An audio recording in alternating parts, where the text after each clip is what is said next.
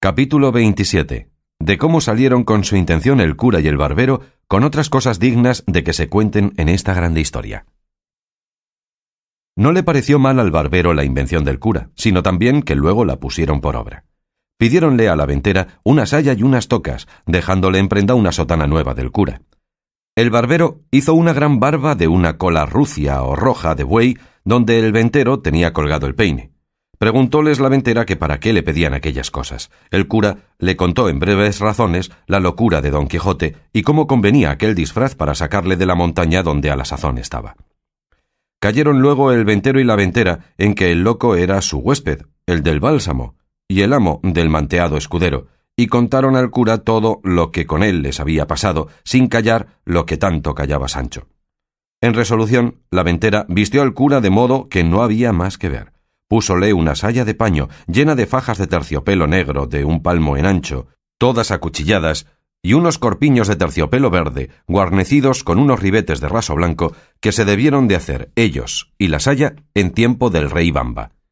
No consintió el cura que le tocasen, sino púsose en la cabeza un birretillo de lienzo colchado que llevaba para dormir de noche, y ciñóse por la frente una liga de tafetán negro, y con la otra liga hizo un antifaz, con que se cubrió muy bien las barbas y el rostro.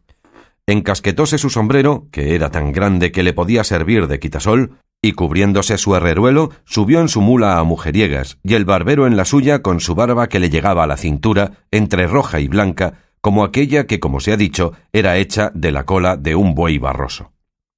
Despidiéronse de todos y de la buena Maritornes, que prometió de rezar un rosario, aunque pecadora, porque Dios les diese buen suceso en tan arduo y tan cristiano negocio como era el que habían emprendido. Mas apenas hubo salido de la venta, cuando le vino al cura un pensamiento, que hacía mal en haberse puesto de aquella manera, por ser cosa indecente que un sacerdote se pusiese así, aunque le fuese mucho en ello.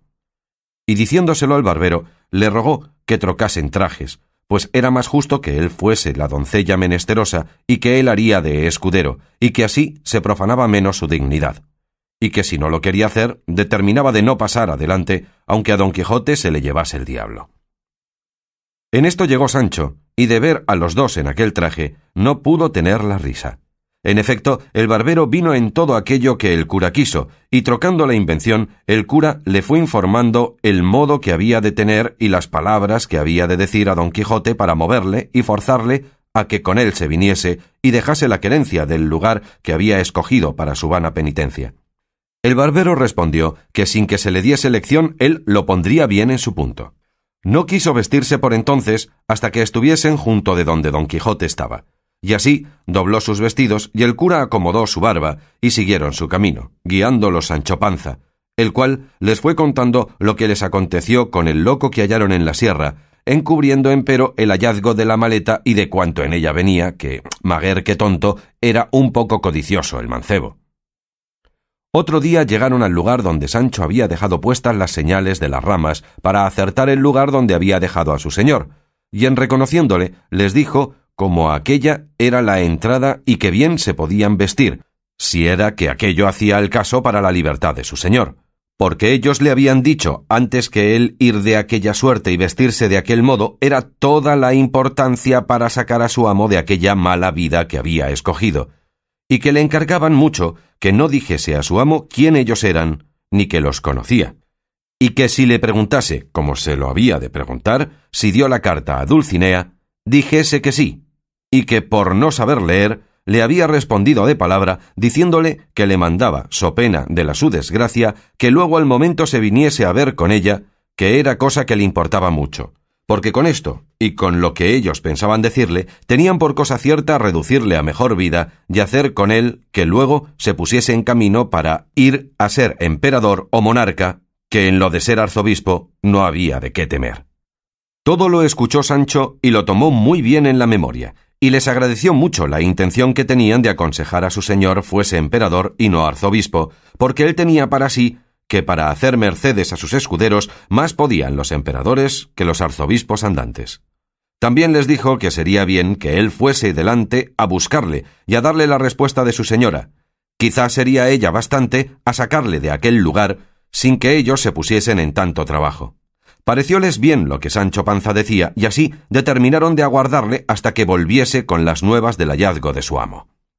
Entróse Sancho por aquellas quebradas de la sierra, dejando a los dos en una, por donde corría un pequeño y manso arroyo, a quien hacían sombra agradable y fresca otras peñas y algunos árboles que por allí estaban. El calor y el día que allí llegaron era de los del mes de agosto, que por aquellas partes suele ser el ardor muy grande. La hora, las 3 de la tarde, todo lo cual hacía al sitio más agradable y que convidase a que en él esperasen la vuelta de Sancho, como lo hicieron. Estando pues los dos allí sosegados y a la sombra, llegó a sus oídos una voz que sin acompañarla son de algún otro instrumento, dulce y regaladamente sonaba, de que no poco se admiraron por parecerles que aquel no era lugar donde pudiese haber quien también cantase. Porque aunque suele decirse que por las selvas y campos se hallan pastores de voces extremadas, más son encarecimientos de poetas que verdades. Y más cuando advirtieron que lo que oían cantar eran versos no de rústicos ganaderos, sino de discretos cortesanos. Y confirmó esta verdad haber sido los versos que oyeron estos. ¿Quién menoscaba mis bienes? Desdenes. ¿Y quién aumenta mis duelos? Los celos. ¿Y quién prueba mi paciencia? Ausencia. De ese modo en mi dolencia ningún remedio se alcanza, pues me matan la esperanza, desdenes, celos y ausencia. ¿Quién me causa este dolor? Amor. ¿Y quién mi gloria repugna? Fortuna. ¿Y quién consiente en mi duelo? El cielo. De este modo yo recelo morir de este mal extraño, pues se aumentan en mi daño amor, fortuna y el cielo. ¿Quién mejorará mi suerte? La muerte. ¿Y el bien de amor quién le alcanza? Mudanza. ¿Y sus males quién los cura? Locura. De ese modo no es cordura querer curar la pasión cuando los remedios son muerte, mudanza y locura. La hora, el tiempo, la soledad, la voz y la destreza del que cantaba causó admiración y contento en los dos oyentes, los cuales se estuvieron quedos esperando si otra alguna cosa oían, pero viendo que duraba algún tanto el silencio, determinaron de salir a buscar el músico que con tan buena voz cantaba, y queriéndolo poner en efecto, hizo la misma voz que no se moviesen, la cual llegó de nuevo a sus oídos cantando este soneto.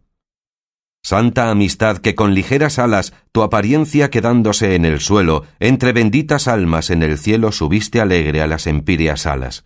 Desde allá, cuando quieres, nos señalas la justa paz cubierta con un velo, por quien a veces se trasluce el celo de buenas obras que a la fin son malas. Deja el cielo, oh amistad, o no permitas que el engaño se vista tu librea, con que destruye a la intención sincera, que si tus apariencias no le quitas, presto ha de verse el mundo en la pelea de la discorde confusión primera. El canto se acabó con un profundo suspiro, y los dos con atención volvieron a esperar si más se cantaba. Pero, viendo que la música se había vuelto en sollozos y en lastimeros ayes, acordaron de saber quién era el triste tan extremado en la voz como doloroso en los gemidos, y no anduvieron mucho cuando al volver de una punta de una peña, vieron a un hombre del mismo talle y figura que Sancho Panza les había pintado cuando les contó el cuento de Cardenio, el cual hombre, cuando los vio, sin sobresaltarse, estuvo quedo, con la cabeza inclinada sobre el pecho, a guisa de hombre pensativo, sin alzar los ojos a mirarlos más de la vez primera, cuando de improviso llegaron. El cura, que era hombre bien hablado, como el que ya tenía noticia de su desgracia, pues por las señas le había conocido, se llegó a él y con breves aunque muy discretas razones le rogó y persuadió que aquella tan miserable vida dejase, porque allí no la perdiese, que era la desdicha mayor de las desdichas. Estaba Cardenio entonces en su entero juicio, libre de aquel furioso accidente que tan a menudo le sacaba de sí mismo, y así, viendo a los dos en traje tan no usado de los que por aquellas soledades andaban, no dejó de admirarse algún tanto, y más cuando oyó que le habían hablado en su negocio, como en cosa sabida, porque las razones que el cura le dijo así lo dieron a entender, y así respondió de esta manera. Bien veo yo, señores, quienquiera que seáis, que el cielo, que tiene cuidado de socorrer a los buenos y aun a los malos muchas veces, sin yo merecerlo, me envía en estos tan remotos y apartados lugares del trato común de las gentes algunas personas que, poniéndome delante de los ojos con vivas y varias razones, cuán sin ella ando en hacer la vida que hago, han procurado sacarme de esta a mejor parte. Pero, como no saben que sé yo que en saliendo de este daño he de caer en otro mayor, quizá me deben de tener por hombre de flacos discursos, y aún, lo que peor sería, por de ningún juicio. Y no sería maravilla que así fuese, porque a mí se me trasluce que la fuerza de la imaginación de mis desgracias es tan intensa y puede tanto en mi perdición, que, sin que yo pueda ser parte a estorbarlo, vengo a quedar como piedra, falto de todo buen sentido y conocimiento. Y vengo a caer en la cuenta de esta verdad cuando algunos me dicen y muestran señales de las cosas que he hecho, en tanto que aquel terrible accidente me señorea, y no sé más que dolerme en vano y maldecir sin provecho mi ventura, y dar por disculpa de mis locuras el decir la causa de ellas a cuantos oírla quieren. Porque viendo los cuerdos cuál es la causa, no se maravillarán de los efectos, y si no me dieren remedio, a lo menos no me darán culpa, convirtiéndoseles el enojo de mi desenvoltura en lástima de mis desgracias. Y si es que vosotros, señores, venís con la misma intención que otros han venido, antes que paséis adelante en vuestras discretas persuasiones, os ruego que escuchéis el cuento que no le tiene de mis desventuras, porque quizá, después de entendido, ahorraréis del trabajo que tomaréis en consolar un mal que de todo consuelo es incapaz. Los dos, que no deseaban otra cosa que saber de su misma boca la causa de su daño, le rogaron se la contase, ofreciéndole de no hacer otra cosa de la que él quisiese en su remedio o consuelo, y con esto el triste caballero comenzó su lastimera historia, casi por las mismas palabras y pasos que le había contado a Don Quijote y al cabrero pocos días atrás, cuando por ocasión del maestro Elisabat y puntualidad de Don Quijote en guardar el decoro a la caballería, se quedó el cuento imperfecto, como la historia lo deja contado. Pero ahora quiso la buena suerte que se detuvo el accidente de la locura, y le dio lugar de contarlo hasta el fin, y así, llegando al paso del billete que había hallado don Fernando entre el libro de Amadís de Gaula, dijo Cardenio que le tenía bien en la memoria y que decía de esta manera: